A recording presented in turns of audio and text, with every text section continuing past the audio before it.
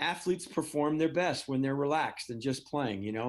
Their mind can be their best friend or it can be their worst enemy. And I try and make it as easy as possible to make them perform their best.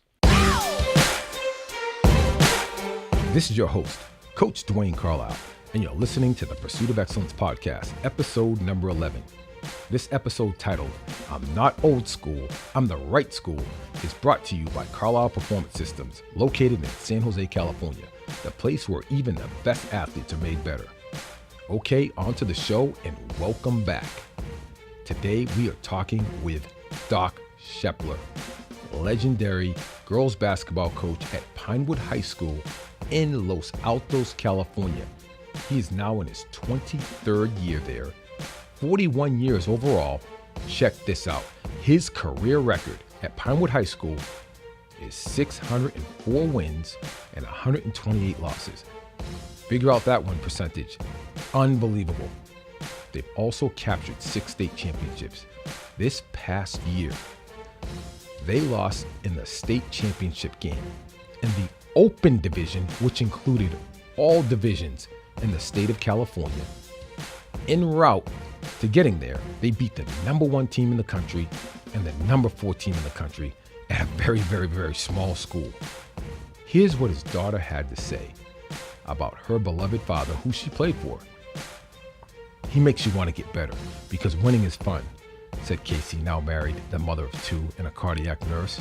There are fun competitions in practice. It's not just roll the ball out, do 100 free throws, run through a couple plays. He makes it engaging. You only know that when you go play for other people. Before we get started, I need a quick favor, as I say every week, before we dive in. If you're digging the podcast, and I hope you are, please subscribe, rate, and review on iTunes. It only takes a couple minutes to do so. Please feel free to reach out to me on social media at Coach Dwayne Carlisle, and I've got a lot of great comments on Instagram. Reach out to me on LinkedIn, Twitter, or Facebook at the same line. And or just share winning strategies that's worked for you so others can benefit from your approach. I'd love to hear from you. Okay, on to the show, Doc Scheppler.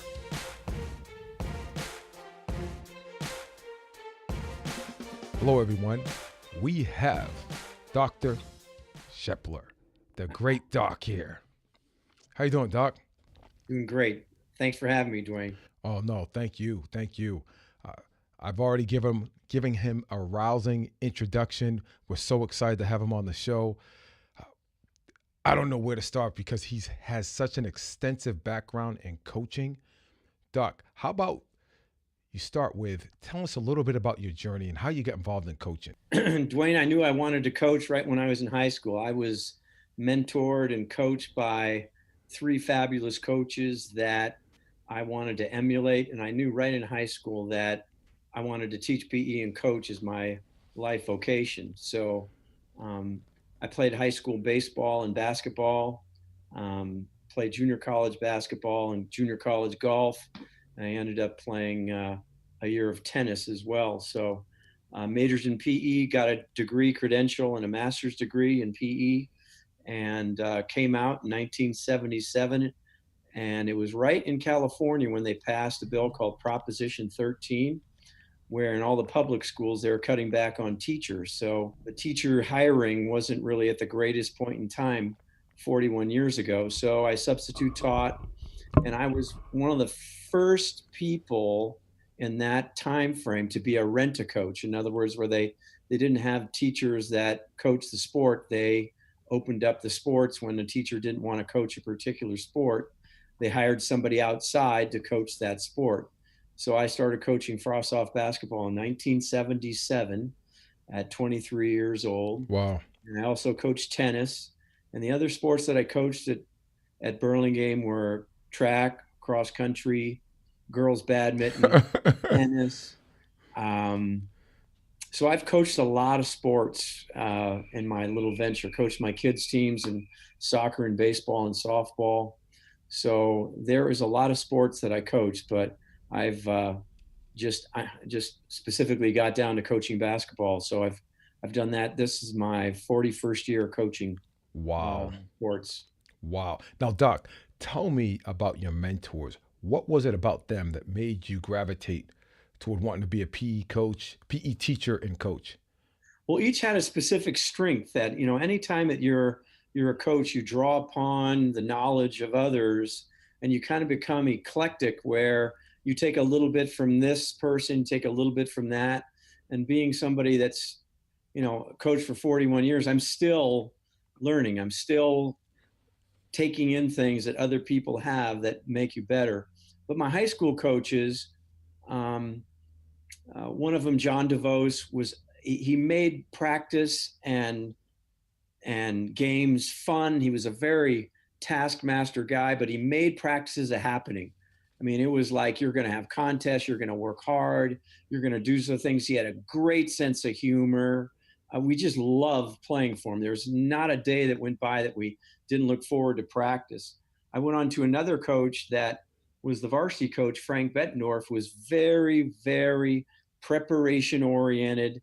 We were always prepared to play the other team. We had a specific defense that we were going to play against this particular team, and everything was meticulous in preparation. And so I took a lot from that as well. And my high school baseball coach was Bob Milano, went on to coach at Cal Berkeley and is actually in the College Baseball Hall of Fame. Wow. And his practices were like an organized 2 hour.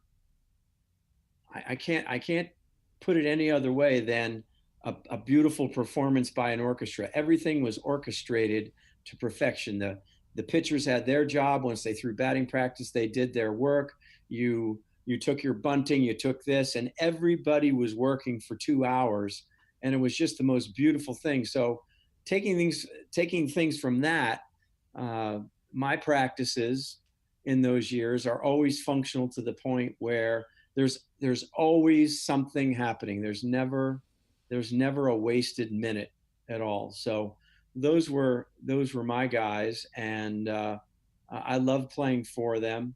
And to this day, I owe so much of my success and background to being mentored and coached by three phenomenal coaches.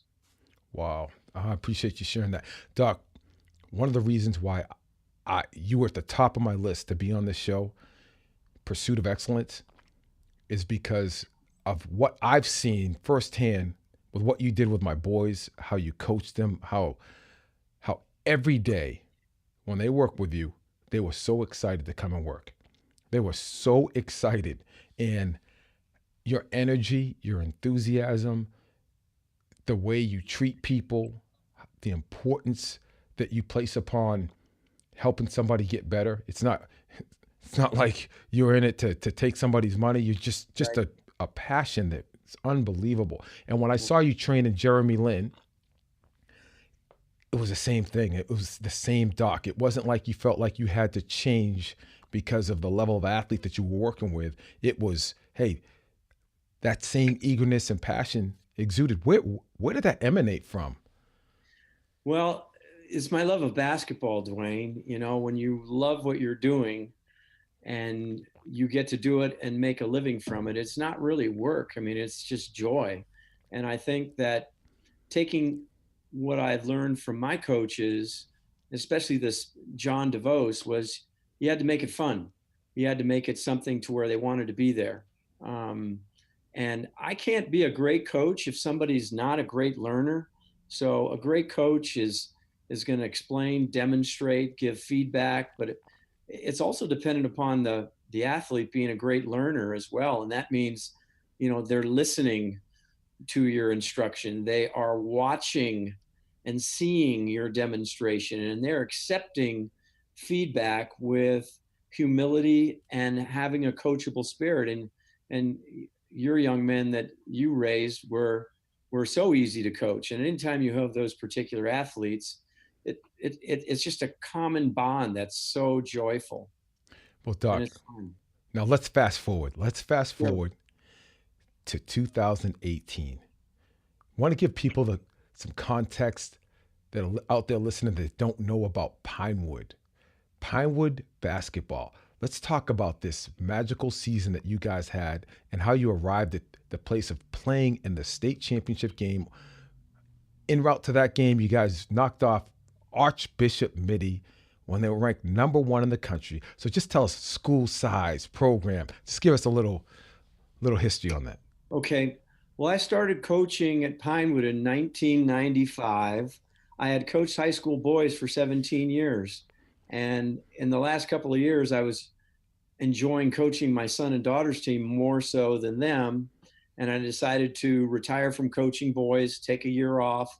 And one of my coaching friends, Peter Diepenbrock, who happened to be Jeremy's high school coach in the future times after that, talked me into coaching an eighth grade team at Pinewood. He said, "You'll love coaching these young ladies. They're terrific girls."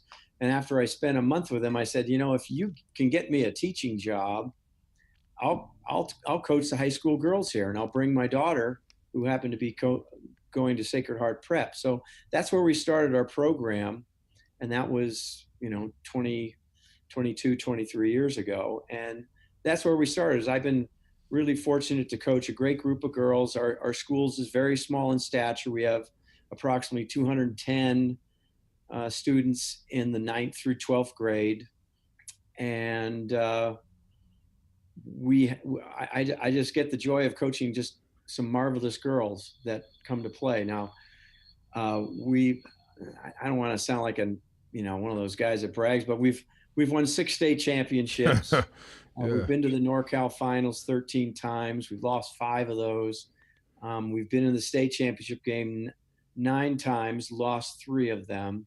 This past year in 2018, I'm not sure if the listeners would know, but in California, they switched it from being just divisions 1 through 5. They added an element called the open division, where the top 8 teams from Northern California and the top 8 teams from Southern California play each other, and you have a representative from the North and a representative from the South. So these are the state ranked teams that play.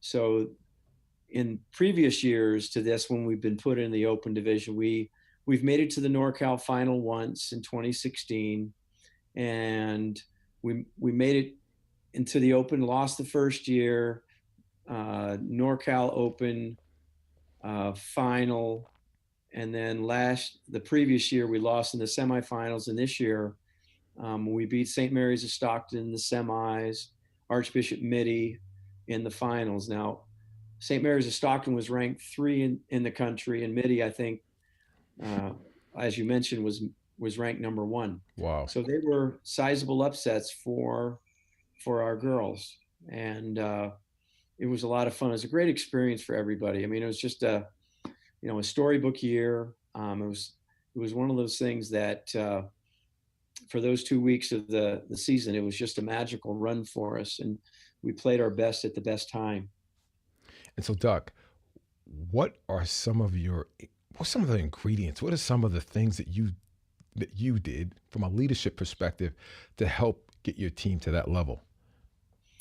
Well, I think the main thing is getting them to believe.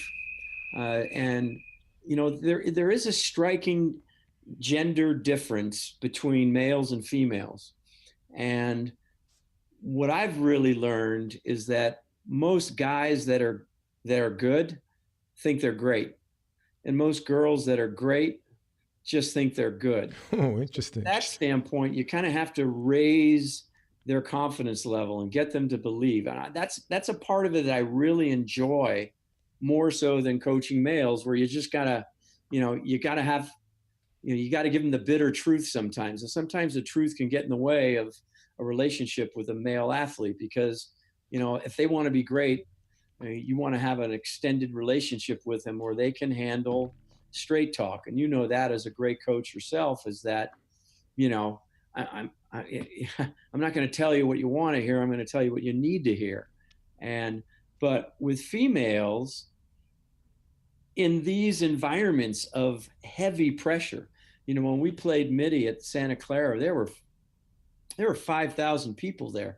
That's a scary experience for any athlete. And if you have any degree of stage fright or nerves, or if your mind is outside of your main goal, where you're, basically, I heard a saying where you have to get lost in the game, where it's just the game. It's 90 by 50.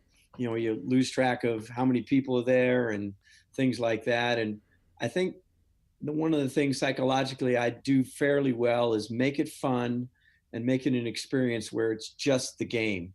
And the sooner I get them in the what the heck, having them play carefree instead of careful, um, athletes perform their best when they're relaxed and just playing. Their mind can be their best friend or it can be their worst enemy. And I try and make it as easy as possible to make them perform their best. And so that's a part of it from that standpoint. I think having the air of confidence, the air of belief as a coach, and not showing what you're really feeling on the inside is really important as well. And in the middle of that game, which went 3 overtimes, we all got lost in that game. It was such a special experience because after a while, when you perform your best, you don't care about losing. You're just caring about playing and enjoying the fact that, I mean, the game that was started after us between O'Dowd and Sheldon, two great guys teams. I mean, we had people that were coming to their game rooting and hoping our game would go longer. Wow. They came up to me after the game and said, that's the best high school game I've ever seen. And people, that's the best game I've ever seen. And it was, because it was such good drama. Two great teams that played hard. There was no extracurricular baloney that goes on. There was no smack talk. Just two great girls teams that value the spirit of competition and playing your best. And obviously we're excited that we won the game. But I just found myself in the middle of that game just saying to the girls, isn't this the greatest thing ever? We get to play more, and you say that after the first overtime and the second overtime. It's like, hey, let's play some more. Yeah. This is the greatest.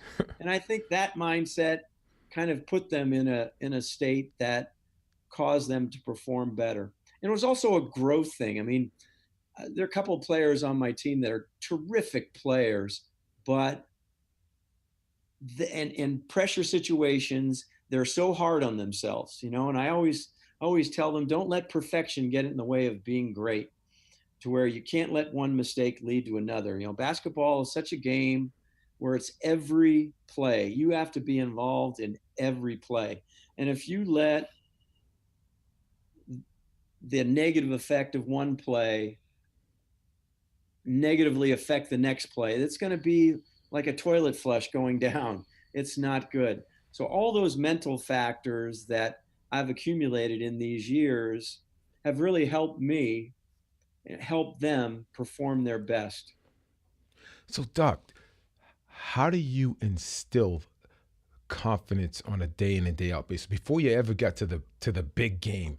What are the things that you're doing on a daily basis to help facilitate the confidence that manifests itself in a NorCal championship game in front of 5,000? Right. That's a great question. Confidence comes from preparation. Confidence comes from practices that stimulate your skill set, stimulate your conditioning set. It's the way we practice. We have people that come watch us practice that their mouth drops because of how hard the girls work, how joyful they look, how they go from drill to drill, the progressions that we make in terms of skill development, and the way we play. I mean, the way we play is very aesthetically pleasing for people to watch. So just giving people a background of how we play. People enjoy watching the Warriors play. People enjoy watching the Rockets play because they shoot threes, they get to the rim. There's a certain style of analytics of the way they play. Well, we've been playing that way for all the years that I've been at Pinewood in my last years of playing high school, because I was really positively affected by a team in 1987, the Providence. Billy Donovan was their star with Delray Brooks and Ralph Lewis, and they were coached by Rick Pitino. And he was the first coach to really utilize the three-point line. And their team made it to the Final Four, and that was 1987. And the high school three came into vogue at that point in time, and it was just like, well, I'm going to have my team play that way because I was a terrific shooter, and I know how to teach shooting really well. So we tailored and made our team that revolved around our three. And most people back then, and we still have some remnants of it, think of that style of play as, well, you live by the three and you die by the three. And they don't realize the specific analytic advantages of shooting threes and getting to the rim and eliminating low percentage shots. And it's a major factor on why my team is really good. And matter of fact, we had a t-shirt that we made. When people would look at us play, they'd say, you guys play like the Warriors. And I would look at them straight in the face and say, no, the Warriors don't play like we don't play like the Warriors. The Warriors play like us. We've been playing this way for a long time. People are now starting to accept it on a standard basis that this style of play puts you in a position to combat maybe an athletic differential in terms of size and speed and strength, that we can play against these teams because we play a style that's so unique where everybody on the floor is a capable shooter. And if they don't take into account shooters on the floor, then we're going to be able to get to the basket. So it's a matter of a style we play that incorporates efficiency on offense. I mean, I can use an example. Last year, let's say, for example, we shoot 1,800 shots, 900 of them were threes, 900 of them were twos, but only maybe a handful of those, 3 or 4, were between the 12 to 19-foot distance. All of our twos were close to the rim. So we shoot floaters from 8 to 12, and we try and get to the rim and finish. And as I've aged and gotten better as a coach, I noticed about 8 years ago that teams weren't helping on drives anymore. They were taking away our shooters, and we had a hard time when we got to the rim. So now I treat a basketball player like a golfer, where we have to master all the shots that we're going to take in games. I want them to be totally confident, comfortable that they got the proper amount of repetitions to feel confident that they can take them. So we've mastered our finishes at the rim, which we work on every day. We've mastered a floater, and we shoot different types of threes to where they're just not, just shooting threes that are low percentage threes. We break it down into high percentage threes. And the other part of that is, a long shot that's missed from three creates a long rebound on a miss.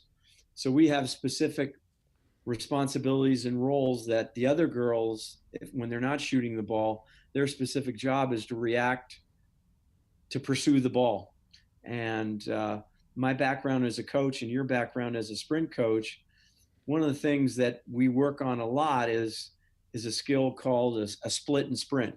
In other words, it's a mini jump stop. It's a split step in tennis, or a first step when you're a shortstop or a center fielder, or you're a running back or a receiver, and we work specifically on getting a first step jump on the ball as it contacts the rim. And that particular skill that we develop is allowing people to take advantage of a running start and a quick first step, to whereas the defensive players don't really get that. They're kind of looking at the ball. So one of the things is that, when you analyze our shooting percentage, and I always make this an example to people that are skeptical, if we shoot 9 out of 30 from three, that's 30%. That means that we would shoot 45% on our twos. So in other words, we're scoring 27 points on 30 shots. So that's a 0.9 points per possession, which isn't bad. That's not bad. That's going to win a lot of games. But here's the kicker is that, we're 9 out of 30. Of those 21 misses, we want to get half of those misses. Gotcha. So let's say we get 10 offensive rebounds. It's like we're 9 out of 20 possessions now. We've hit 9 threes in 20 possessions. That's 27 points in 20 possessions. That's an offensive efficiency ratio of 1.3. And that puts us in a position to score more each possession. And then when you throw in the fact that our finishes, that we shoot 50% on our layups and our floaters, that means we're going to score 1 point in those situations. And then if we shoot well at the free throw line, so overall, we're very efficient on offense because we score more. And by the same token, defensively, we can take away what the other team does in terms of what they like to do. And most of the times we're at a disadvantage because we don't have tall players. So we try and take away their posts and kind of identify who their shooters are and who's not. And we try and make their offensive efficiency go down.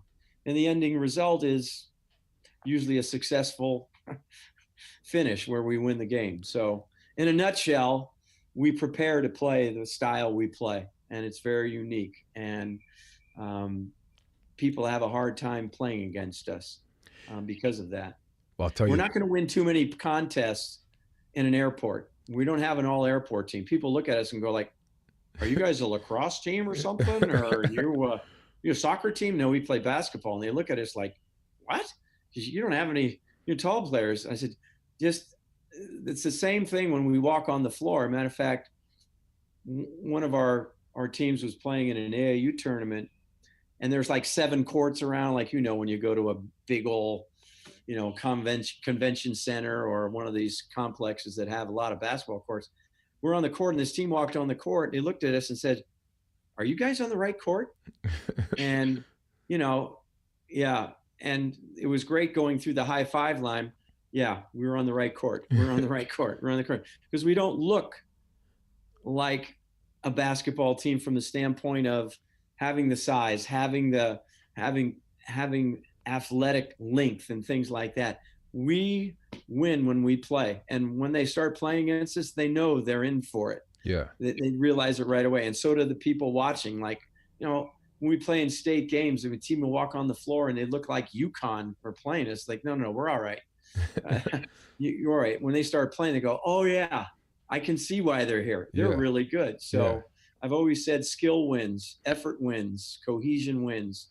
And those are the foundational principles of which, we gear our team to be successful. Now, Doc, on the skill side, I was introduced to you because Doc Scheppler is known as one of the best shooting coaches in the country. And as you mentioned, one of your fortes is your team. You're going to come out, they're going to shoot. Doc, let's talk a little bit about how you develop your love for shooting. Because one, I've seen you shoot. I don't know that I've seen you miss. I'm serious. So Well, now, at my age now, I don't shoot as much anymore because of what? health problems. But anyway, no, I was always a shooter. I was the type of kid that would be out in my front yard shooting all the time. And that's how shooters, I mean, as I say to people when I start working with them, I said, we're gonna master your form and you're gonna get a lot of reps. And if you have those 2 ingredients, you can become a great shooter. There's no question in my mind.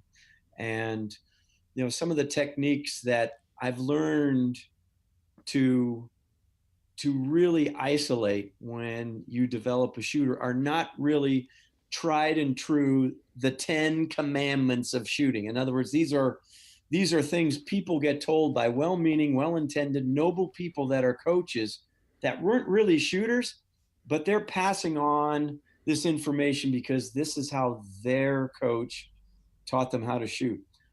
I don't mean to sound like an arrogant clown, but I was a shooter and I know how to shoot. And the things I did as years went on were natural for me that aren't really taught by coaches. In other words, coaches will say, "Don't dip the ball." Well, you should dip the ball. And why you dip the ball is for rhythm and power.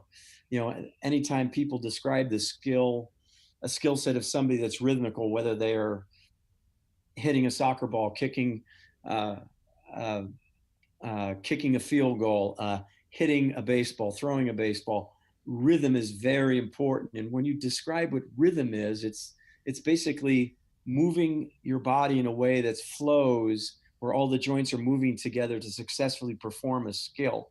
And when you shoot a ball, the rhythm of jumping means that the ball should be at your waist when you're jumping to shoot it, because that's where it feels comfortable. But yet some coaches say, "Don't dip the ball, it's slowing down your shot."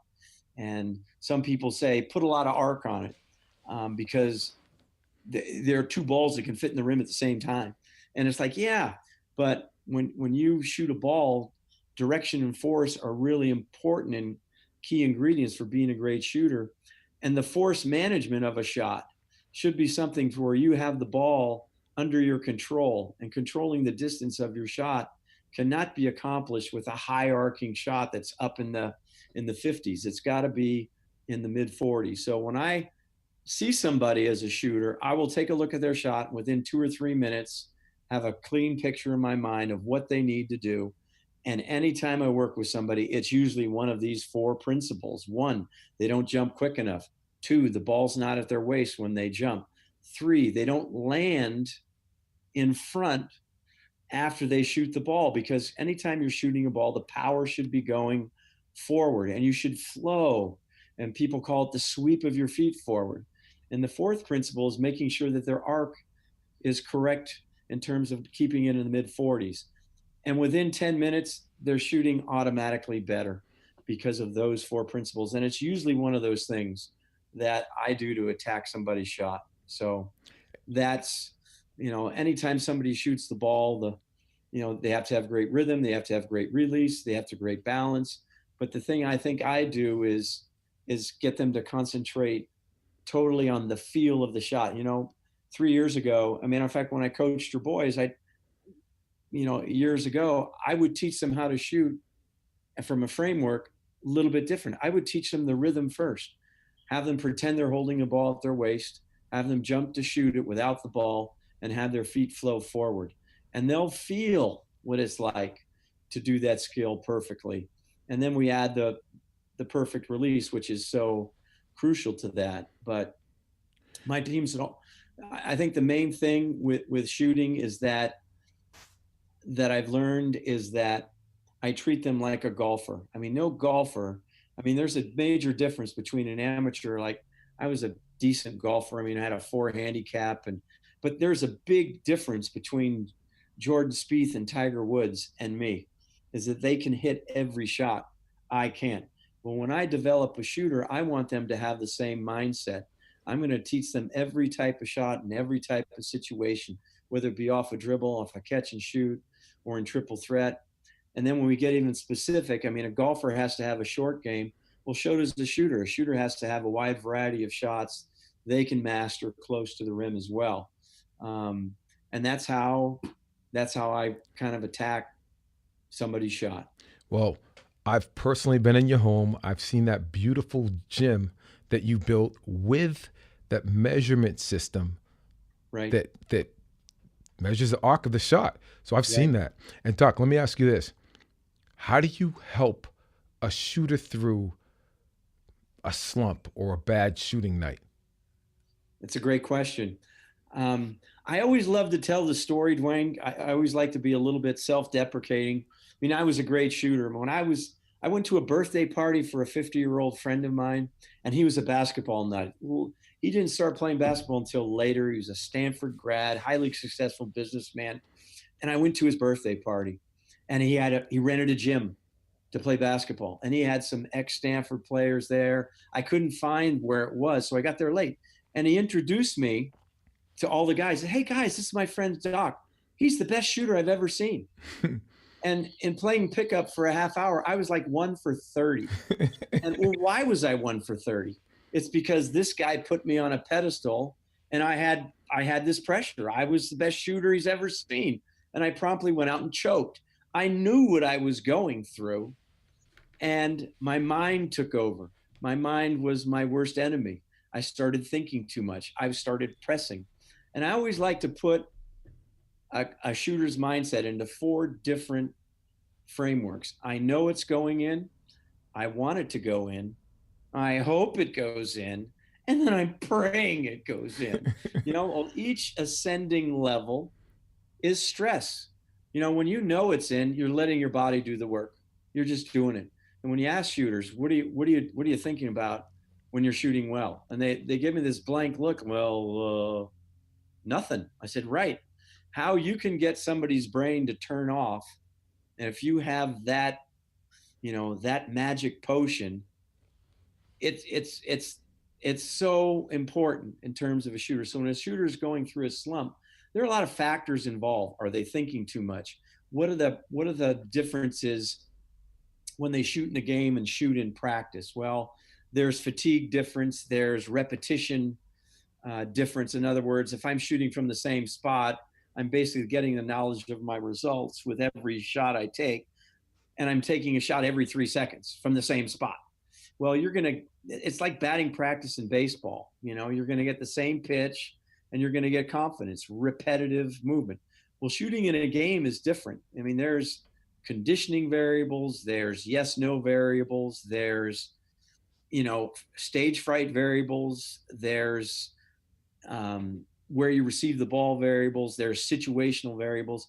And when we shoot in practice, we try and attack all those game situations and incorporate that in our practice. And that could be involved with somebody that has a slump. But anytime somebody comes to me for help because they are slumping with their shot, most of the time when somebody is really careful, they slow down. They're really careful with their release. And that's why when I try and work with someone, I try and get them to have a shot thought. Golfers have a swing thought, I have a shot thought. And usually it's them saying the word snap. When you're snapping your wrist, you're doing the fundamental important part of that shooting fundamental, but you're focusing on that confident snap. And when you're confident with that snap, you keep your arc down, your rotation is good, and your mind just starts focusing on that rather than, hey, I'm shooting terrible, I'm hoping this thing goes in.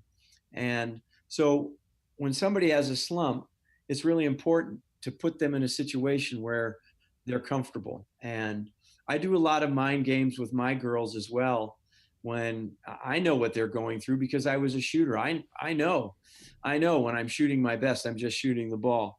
And I try and put them, and I'll just say to them some cues like, your shot looks good. Next one, I'm telling you, you're right there. That next one's going to go in. I'm telling you, just keep snapping your wrist, keep snapping your wrist. And most of the time when people get careful and hesitate and doubt, their arc goes up as well because they're trying to guide the ball there instead of snapping the ball there. So and that's kind of a long-winded answer in terms of slump, but I want them to really believe in themselves and to put them in that stage of performance anxiety where they're going to be their best. And that zone is really, really important to get a player in there. And, when I watch our team, one of my jobs with my team, when we step into the floor and start our practices, their job is to tune their shot. And what they go through a routine. It's like a 2 or 3 minute routine where they just work on their release. And then they go to a wall and they're about 13 feet from the wall. They're aiming at a spot that's about 13, 14 feet high. That's basically the apex of their arc. And basically they're tuning their shot by shooting the ball at the same height every single time. And when I say to players that when they walk into a gym, I want them to be analytical about their shot while they're preparing to shoot.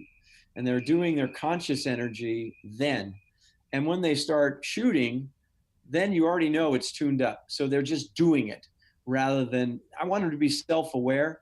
But one of the things I like to talk about is self-assess, but don't self-obsess.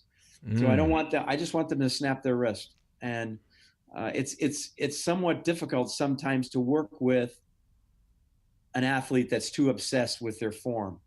I like to put it in a broad terms. Just spring with your feet, snap your wrist, and sweep your feet forward.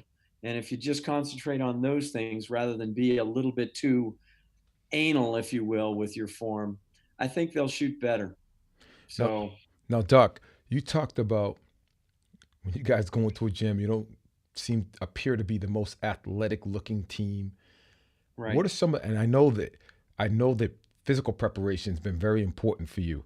What are some of the things that you've done to help prepare your team, and give me some of the qualities that you think has been integral in terms of skill sets that they're working on, that they need to work on?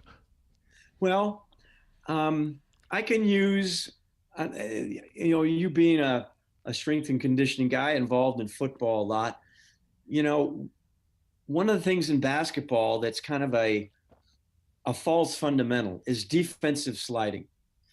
It's important to be able to shuffle your feet and do so quickly, but the hip turn that defensive backs do in football, I became aware of that when I guarded people. I mean, when I played in junior college, I had to guard a guy that ran like an 11 flat 100, and I'm not fast.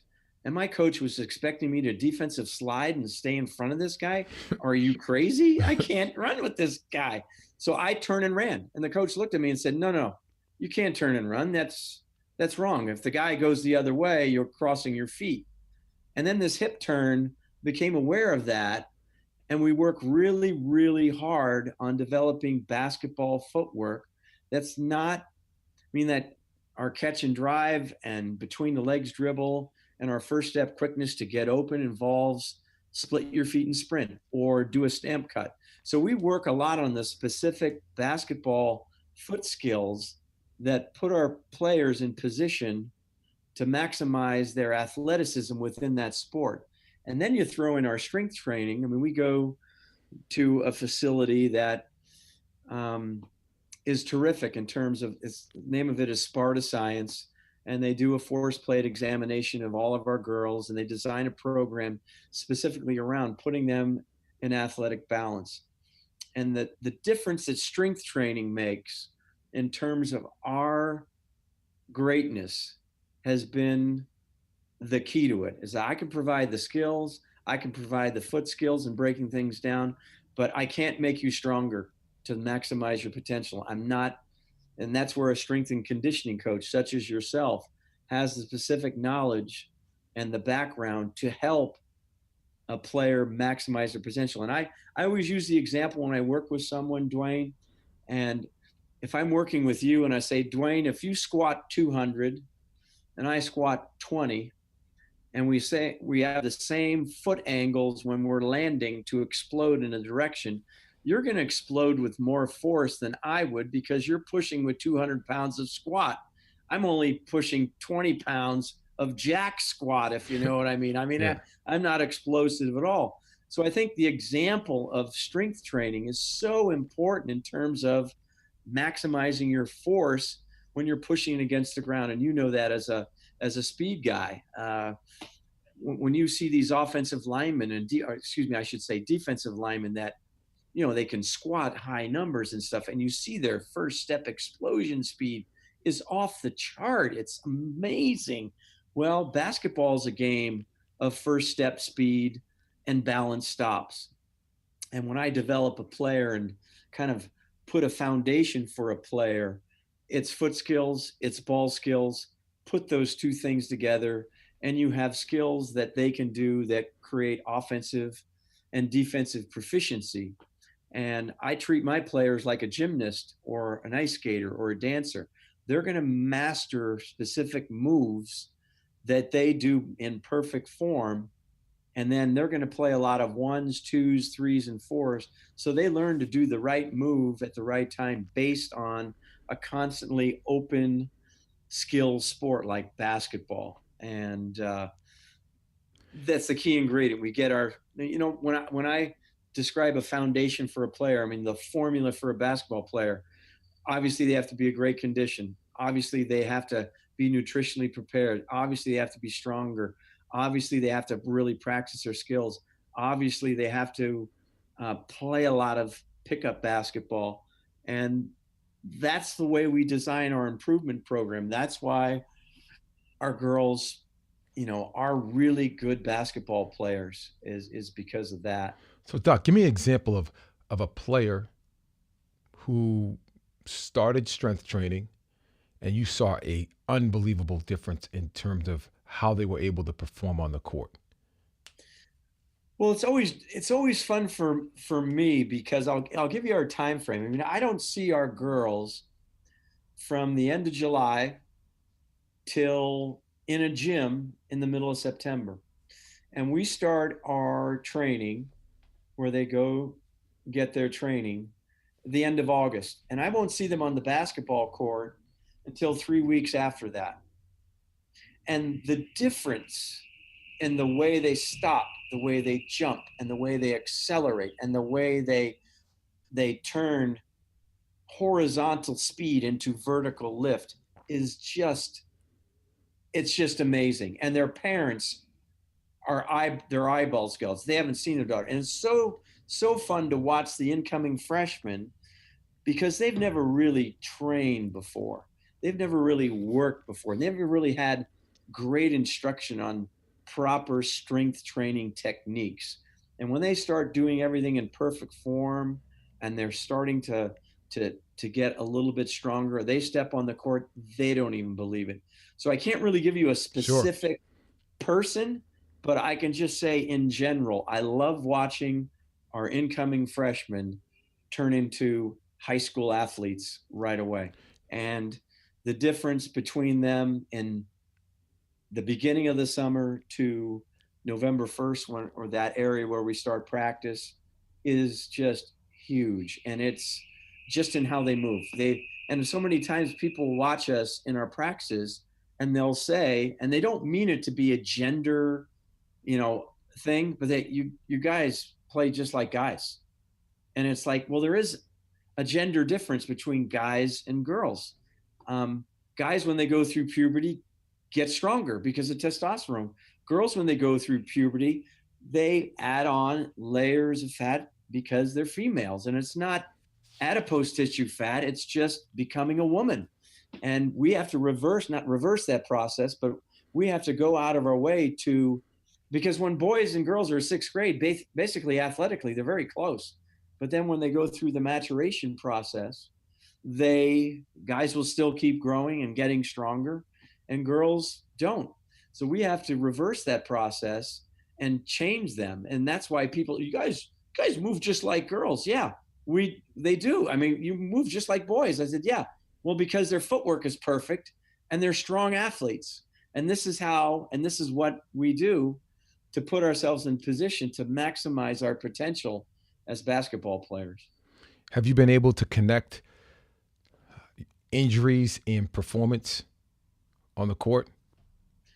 Well, basketball and soccer, the higher incidence of ACL tears, we have to go out of our way to teach them how to land, teach them how to move, teach them how to do those specific things that put them in a higher incident level of tearing the ACL. And I've seen, the numbers are 8 to 10 times more prevalent.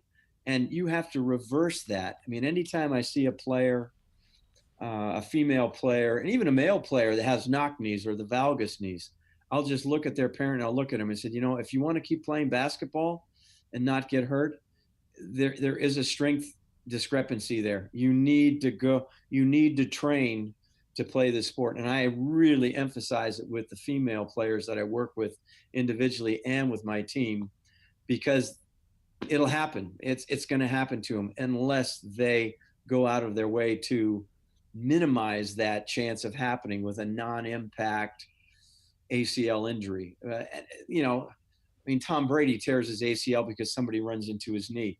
I mean, when I'm planting and somebody runs into my knee in a basketball court, I mean that, you know, those things aren't because of a lack of preparation, but they have to learn how to land, they have to learn how to cut, they have to learn to put their body in the right position.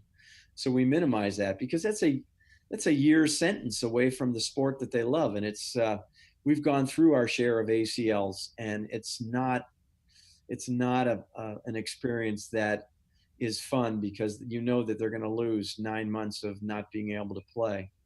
It's something they love. Yeah, yeah, that's a tough one. Doc, I got two more questions for you. Sure. Let's go back to team dynamics. And Right. one of the keys, obviously, that you've been super successful with is putting great teams on the court. What are some of the key things that you do to create that cohesiveness that you talked about amongst your players? Well, I think getting back to our practices, our style of play is such to where it's a system, and we break it down into such minutia that they know how to make every pass and everything, and it works and it flows well, and it's very, very attractive for somebody to play this style of play because it is a team sport. It's about doing what you can to make your team successful. It's all about um, you know putting your me card at the door and stepping into a team atmosphere to where the team the team is the most important dynamic involved with that. And it's our environment, it's our standard that we are going to be unselfish, we are going to be fun to play with. One of the things that we we emphasize is to be fun to play with, be a great teammate. You want to be that person on your team that people love to play with that person. And there's a certain style that involves. Um, People love playing on Steve Nash's team. People love playing on Jason Kidd's team. People love playing with Curry and Draymond, and they love playing that way. People wrap their arms around teams. I mean, we all have goodness in us, and when we see a great team of people that play together, it just makes us happy. And those are the things that on a day in and day out basis that we emphasize with them.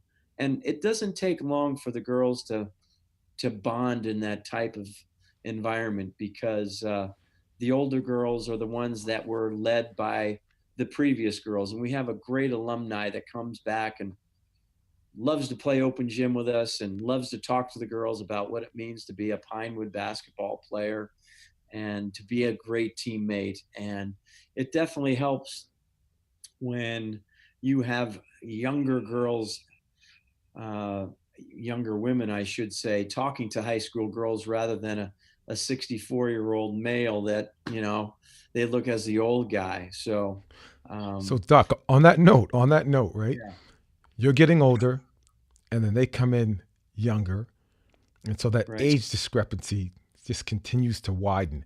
Yeah. How have you been able to adapt to working with younger people? And the second part is, have you seen a change in generation YI compared to 15, 20 plus years ago? No question about that. I'll try and answer it in two parts. One, I'm not old school, I'm the right school. And All right. All right. I have four great assistant coaches that are all female. They're all 31 years and below, and we all have a bond. Our bond is the love of basketball. The bond is the love of playing basketball the right way, the way that we play it. And having that reinforcement and having them as assistant coaches has just been crucial for me as a coach to have that girls have a connection with them. And not only are they great coaches, which is fun to watch for me as a coach to watch them develop a command of the sport and command of the gym, but it's also great because they're great players. They love to play. When we practice, we have four great players that are former D1 players playing with our high school girls that don't like to lose, that are competitive zealots. I mean, they just don't like, they're just competitive, but they're competitive in the right way. Um, so that's part of my connection. I have great assistant coaches. I I've gotten softer in my old age. Sometimes coaches get a little not softer, but the standpoint where I'm a lot wiser in terms of what this means in their life, and I'm a lot more cognizant of the gender difference there, and I'm a lot more understanding of that, I think, than I was earlier. And I think that's part of why you're doing this podcast is for people to grow as coaches. And I think that's the thing that I always want to get better, and that's part of my strategy of staying young through coaching is I still want to be the best. I still want to be great. Yeah. The Yeah. last part you're talking about when you talk about kids changing is that kids are still the same. It's just that the environment, the culture we live in is so different now in terms of communication and social media, and their learning ability is inhibited by their cell phone and their computers and all that. That they don't really learn to be a good learner, where they listen and they watch and they can focus for a long degree of time.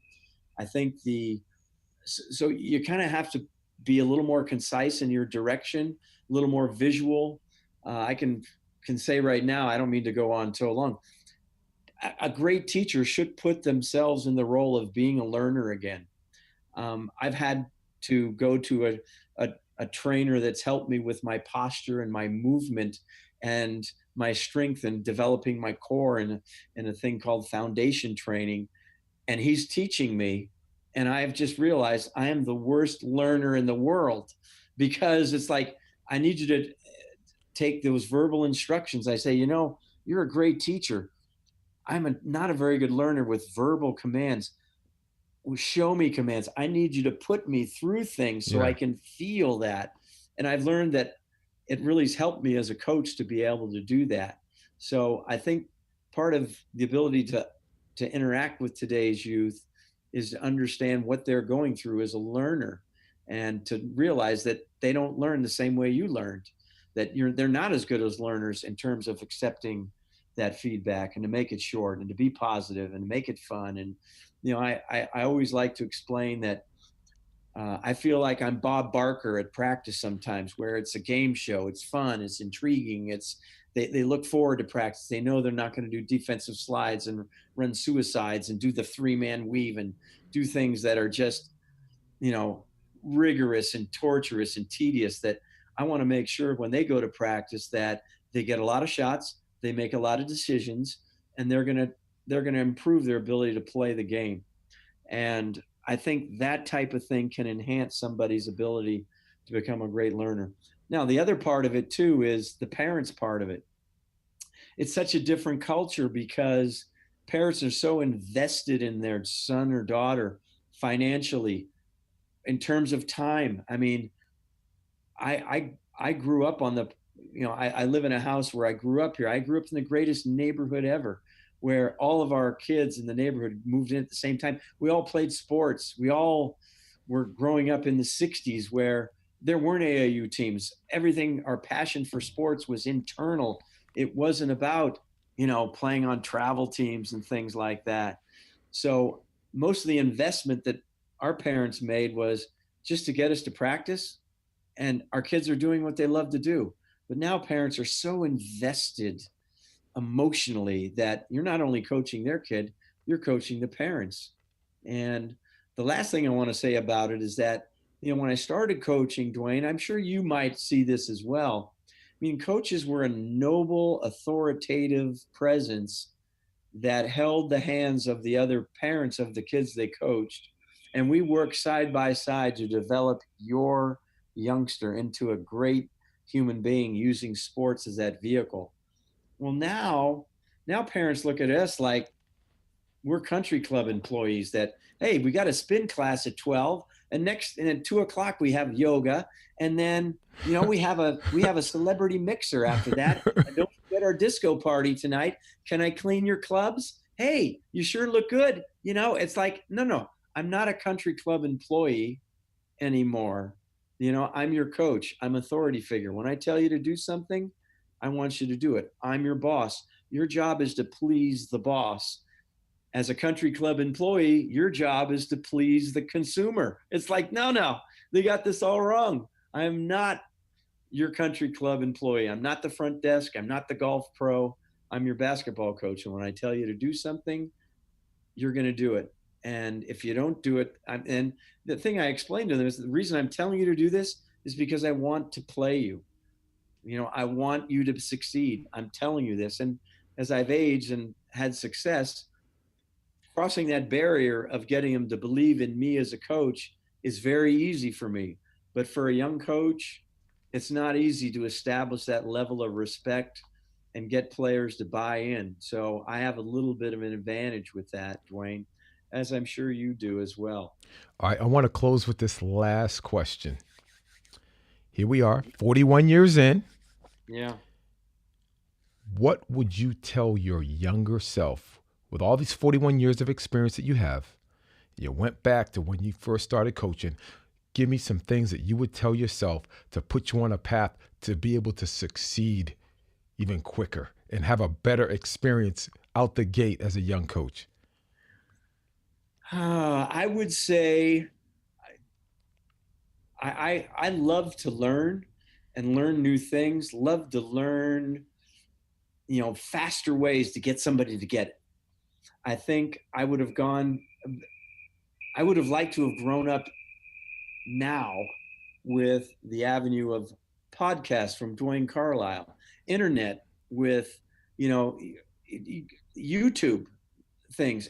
I mean, it's out there for coaches right now to be great, and to constantly trying to evolve and get better is something that I tried, but it wasn't easy. You had books, you could go to clinics, you could talk to coaches. I think the thing, if I would have done different, is I would have watched a lot of practices. I would have gone to college practices. I would have talked to more coaches. I would have been more extroverted in finding knowledge than I did. And I was very introverted, but the internet, you don't have to talk to a lot of coaches. You just see them work. And I think the other thing is I would have had them strength train more.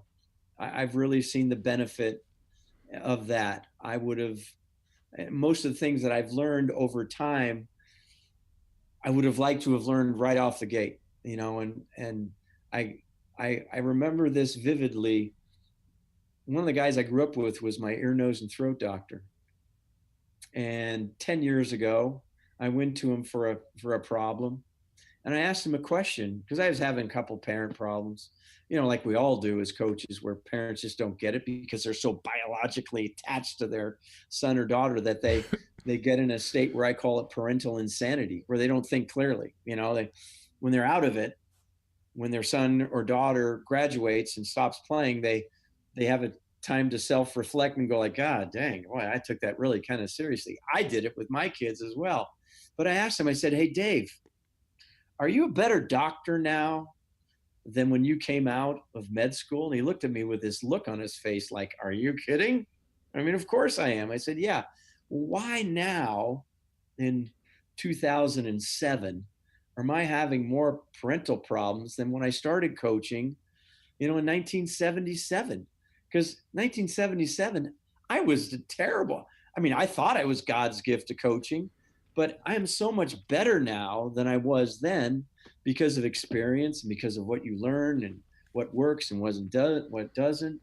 But I would say if I had to do it different, be more extroverted in my quest for more knowledge, and to be more understanding of what a learner goes through.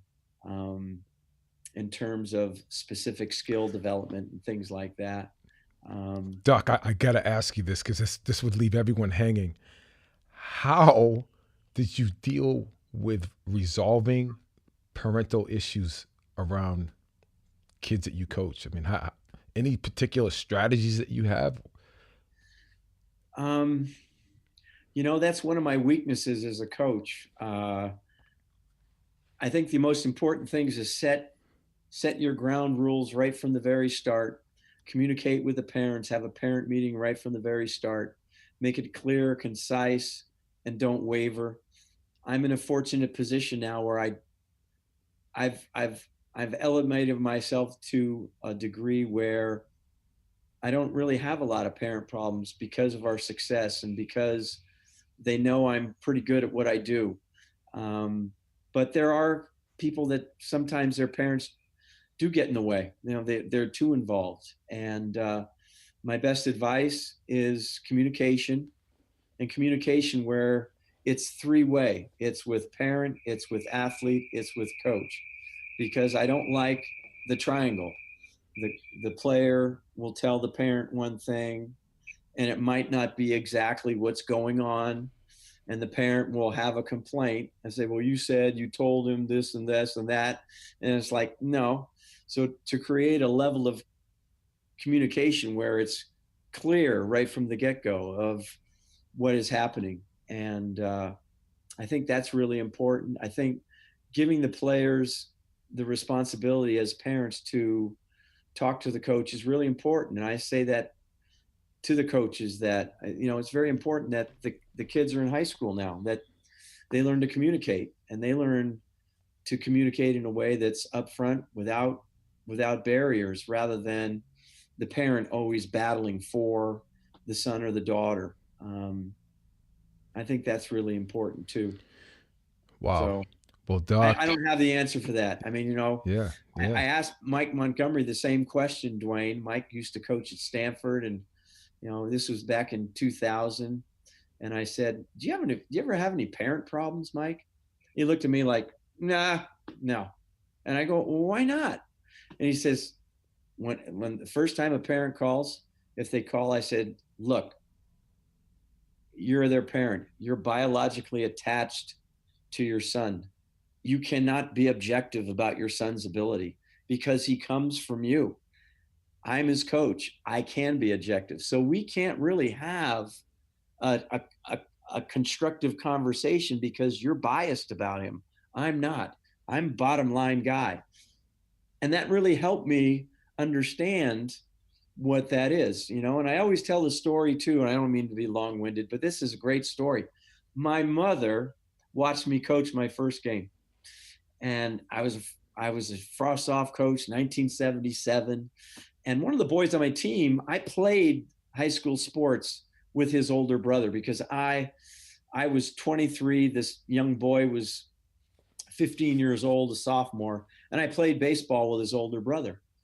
And the lady asked my mom, he says, Phyllis, what's it like? What's the difference watching your son coach as compared to when he plays?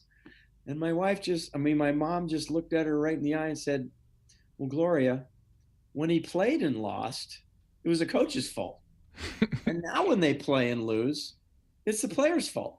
It's just how you look at it. So that's how a parent's perspective is. Yeah. So that's pretty important for a coach to understand, not agree with the parent, but to understand where they're coming from. And a lot of times the coaches that coach these young kids aren't a parent. They don't understand it.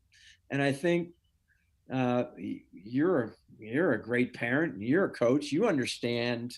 You can be objective to a certain degree with your son, but he's your son. Yep. That's my daughter. It's like, it's like you kind of get that, and it kind of helps you as a coach too when you are a father Yeah. of somebody. You understand what they're thinking. Now, some people take it over the top that you're supposed to let the coach. I'm in the background and coach. You're not supposed to you know tell things to your player. You don't listen to your coach. So there's so many things going on. So just communicating that with the parents right away to try and make it a better environment for their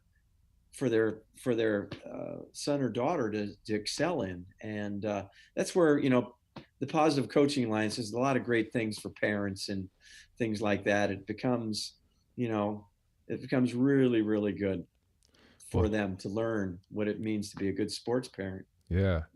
Well, Doc, thank you so much. There's so Sorry I went so much. long. Hey, there's so much rich information. Look, Doc, you know more about coaching than 99% of 90% of people I'm in an interview. I got some good people coming on. I But know look, you do. Yeah. I just want I to, can't wait to listen to them too. yeah, I'll tell you what, this has been awesome. It's even more than what I thought we were going to get. This is incredible. And so for the young coaches that are out there, you got to eat this up all day. So, Doc, I appreciate you. Thank you. Good luck this season. Obviously, I'll be following Pinewood very closely. Come watch us play, Dwayne. Come watch us play. I will, for sure. And come watch us practice too. No come doubt. Watch us practice. People enjoy watching us practice just as much as watching us play in a game because they see the work that we've done. We had a ex NBA exec. I'll name drop. His name is Sam Hinkie. He used to be the GM of the 76ers, who coined the phrase "trust the process."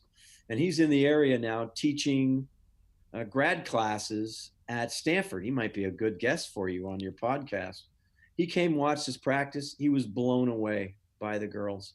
He's never seen anything like it at any level that he's seen practice. Wow. Because the girls just exude joy. They exude skill. They exude, how you're supposed to be as a teammate, how you're supposed to play the game. And in that hour and a half, he just was blown away, quote unquote, blown away. So that's part of the joy. And Yeah. that's the other thing too that I said earlier, and what I would do younger. I would watch great coaches coach more. I would watch and learn rather than just read a book. You watch a practice and you learn about that, rather just using my background with my coaches that I talked about earlier. My coaches were great. Uh, one great practice coach, one great game coach preparation, and one coach that was so great in terms of making it a happening. And what you wind up with those three coaches is that that's me when I started coaching. And Yeah. then you learn to accept all other different types of things and keep drawing upon other people's experiences. Well, you wrap that up in grandiose style. It's Great. awesome, awesome, awesome, awesome info. Doc, thank you very much. My And, pleasure. and I will be in touch. Okay. I hope you're as excited about that podcast as I am. I had my pen and paper out as I was talking to Doc, and I'm taking notes and notes and notes profusely because he was just disseminating so much great information that I want to carry with me as a coach. Here's three things that really stuck out about Doc Scheppler in this interview. One, his passion, 41 years. And it seemed like his first day. You talk about someone who is continually learning, someone who's continually just immersed in how to help individuals get better. It was mind-blowing. You could hear it through the microphone.